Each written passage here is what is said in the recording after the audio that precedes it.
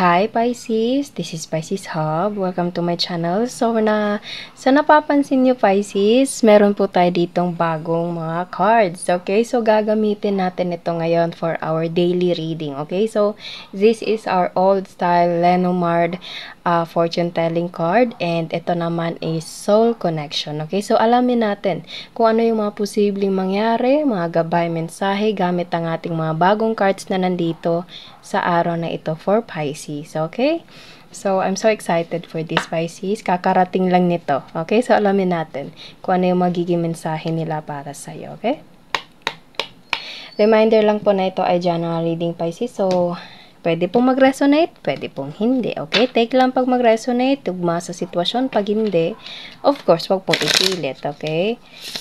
And, shuffle muna natin to. And ano pa ba?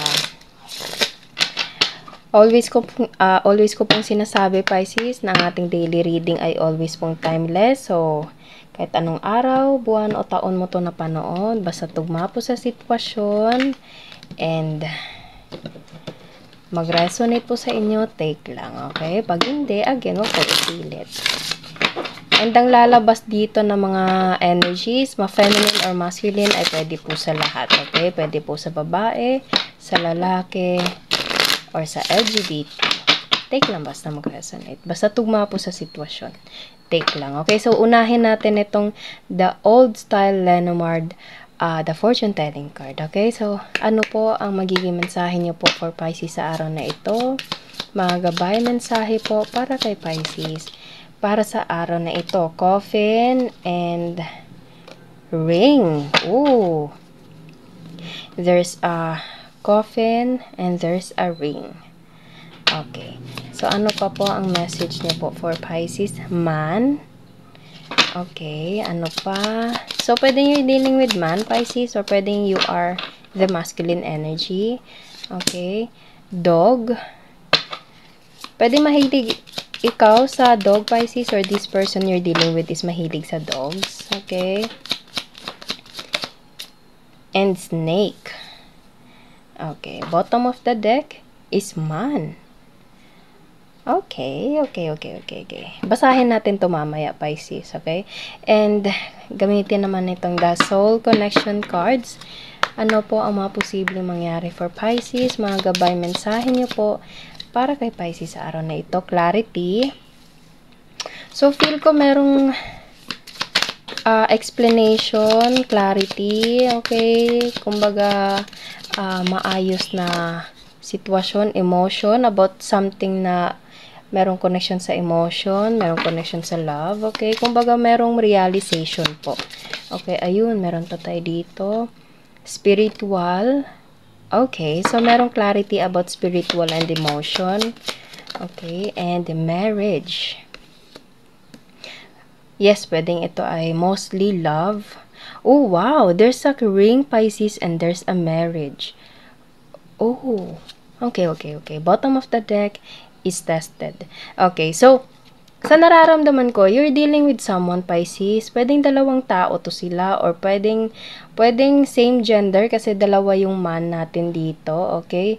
And, or pwedeng, you're dealing with two masculine energies, okay? Na feel ko parang, merong isa sa kanila yung parang nanalo. Okay? Or parang there is someone na parang nag-giveaway para merong ikakasal. Okay? Feel ko kasi merong something na parang test. Pwedeng ikaw yung nagbibigay ng test sa mga taong to, Pisces. Kung sino yung manalo, may the best man win. Pwedeng ganun. Okay? Or pwede din siyang isang tao lang din to, Pisces. And there is something about this person na merong connection sa love, sa marriage, and clarity, okay? Kasi meron tayo ditong coffin and meron tayo ditong clarity, okay? Almost, parang, halos pareho yung niya, yung definition niya, Pisces. Kasi coffin is all about transformation, okay? Ending of a chapter, okay? Merong something na natapos, and after nang tapos na yun, Pisces, merong clarity, merong realization na nasasabi mo, o nasasabi ng taong to, okay, kaya pala. Kumbaga, parang natapos na yung test, Pisces. Kumbaga, meron itong taong to na parang, mga checklist ba yung tawag doon. Tapos parang isa-isa niya yung chine-check on how you connect to this person, Pisces. Okay, meron kang mga checkbox doon and nachi-check siguro mo lahat. Kumbaga parang pasado ka kasi meron tayo ditong ring and marriage. Okay, so again, there's a clarity to this person. Feeling ko siya yung may clarity na kumbaga meron na siyang gagawing big step to that situation na kumbaga kailangan niyang magbago from this man to this man. Okay, nakikita niyo Pisces, sa taong to, masculine energy, pwede pong ikaw to, ikaw po ang masculine or you're dealing with someone na same gender din po, okay? Or pwedeng you're dealing with someone na masculine energy from this one to this one. Okay? Wala siyang crown, Pisces. Okay? Napapansin niyo sa masculine na nandito, wala siyang crown. Okay? Pero medyo ano siya, medyo seryoso yung mukha niya. Okay, so nararamdaman ko, pagkakita mo ng taong to, Pisces, parang medyo, ano siya, parang seryoso. Okay, itong taong to is medyo serious type of a person, pero kind siya. Okay, kasi, kaya ko nasabing kind, kasi yung mga cards nila dito sa taas is parehong heart. Okay, so, pwedeng you're dealing with two different people, Pisces, or pwedeng isa ka dito, or pwedeng, alam mo yun, you're dealing with etong dalawang to mismo, okay? Or pwedeng isang tao lang dito sila, okay? As I said kanina, merong isang tao na galing siya dito na parang feel ko parang hindi pa siya naghahanap na parang alam mo yun, yung parang long term, okay? Kasi wala siyang crown, Pisces, pero nag-change ito into something na new version of itself. Kasi, meron na siyang crown dito, Pisces, and nasundan niya itong snake na nandito, okay? Snake and loyalty. Loyalty, which is the dog. Okay, so this person is parang merong sitwasyon, merong personality na parang dog, okay? Kumbaga protective but at the same time sweet, okay? Protective and loyal. Okay? So there is something change to this person, Pisces, about his personality regarding with you. Okay? Malaki ang impact mo sa buhay ng taong to. Malaki yung impact mo sa pagbabago ng decision niya sa buhay, okay? And there's a change kasi meron tayo ditong snake. Okay? And yung snake, 'di ba, parang nagtatanggal sila ng ano ba 'yon? Yung parang old skin nila, okay? And nagbabago sila, natatanggal 'yon. And parang nagiging new version sila ng ano nila. Hindi ko ramdam yung negative dito kasi parang there's something na old version of this person into someone na best version of this person, Pisces, na ano ako na ang tawag nito, nabubulol ako, okay? So sa taong to, you have something on you, Pisces, na sobrang laki ng impact niya sa buhay mo, or ikaw sobrang laki ng impact mo sa buhay niya. Nagbago itong taong to. There's something na pagbabago. Okay? Kasi meron tayo ditong coffin, tapos nasundan agad siya ng ring.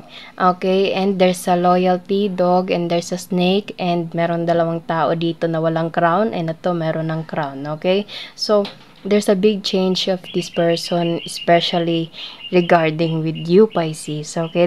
So sa feeling ko, meron siyang realization, as I said kanina, clarity about emotions and about spiritual. Pwedeng kayo ay spiritually connected to this person, emotionally connected to this person, Pisces. Pwedeng kasal na kayo, or again, pwedeng itong taong to is hindi pa siya ganun ka. Alam mo yun, yung parang hindi siya naghahanap ng, or pwedeng ikaw to, Pisces, ikaw tong parang, ano tawag nito? Parang, dinidescribe ko ngayon, okay? Take nyo lang po kung saan po mag-resonate. So, pwedeng siya, is parang hindi pa siya ganun kasigurado na meron siyang gustong mapangasawa, okay? Parang, tumitingin-tingin siya sa paligid, pero wala pa siya sa plano. Pero, nung dumating ka, Pisces, na pasado ka sa lahat ng mga test na ginawa nitong taong to. And again, there is a change to this person, especially with you, Pisces. You change this person into a best version of itself, okay? And meron siyang realization, meron siyang clarity na, kumbaga, andun yung realization niya na gusto niya niyang ikasal. Ganun yung naano ko dito kasi meron tayo ditong ring. And ring, meron din tayo ditong marriage. Okay, so you pass all the tests with this person, or this person pass all the tests na binigay mo sa kanya. Meron kang mga challenges na ginawa sa taong to, okay? Or pwedeng meron siyang mga, alam mo yun, yung mga checklist sa isipan niya, and parang nache-check mo yun lahat, Pisces. Kumbaga, lahat ng mga gusto niyang personality is nasa'yo. Okay? Kumbaga, pasado, check mo lahat yun. Or this person is check niya lahat ng mga boxes mo, Pisces. Okay? So, from parang ang bottom of the reading natin ngayon dito, Pisces, is from someone na non-committal to this person na wants to have a long-term commitment, which is marriage. Okay? So, from player to loyal. Ganun. Basta merong pagbabago ng taong to, Pisces, especially regarding with you. Okay? So, meron siyang realization, meron siyang something na deep emotion, parang deep thoughts. Okay? Na-realize niya, na naliwanagan siya. Alam mo yun, yung parang dati ayaw niya ng kasal, ngayon gusto na niya. Dati ganito yung ayaw niya ng ganito, ngayon gusto na niya dahil sa'yo. Ganun yung naano ko dito, Pisces. Okay? So, you change this person into a best version of itself, Pisces. Okay? So, feel ko sobra kang mahal ng taong to, or feel ko, alam mo yun, yung parang sobra siyang loyal sa'yo, Pisces. This person is so loyal to you. Okay? And at the same time, protective. Okay, you change this person, Pisces, into a best version of itself. Okay? And meron siyang realization, pwedeng gusto niya niyang ikasal sa'yo. Okay? Or pwedeng ikaw po yung ganon. Okay? So, wow, sobrang ganda naman ng... It's all about love, Pisces. Alam mo yun? It's all about love. And this person, feel ko parang...